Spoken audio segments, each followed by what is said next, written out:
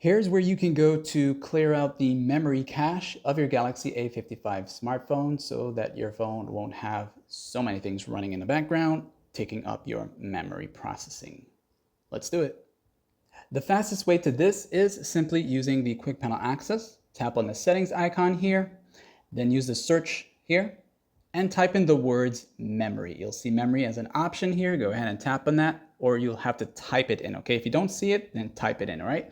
And when you type it in, you'll see the suggestions. Go to the first one there. That's gonna run a check for you, and it'll show you all the apps that are currently enabled or somehow using up some, I guess, data in the background, and your memory is being used up. So it's going to show you how much that you will be cleaning up from the memory, and of course your actual gig of the RAM here to the top section here. Okay, so when you press clean now, it's going to run everything for you. It's going to clear it out for you. Okay, and that's going to give your phone a rather refresh of everything that's being run at the moment. All right, so like it said.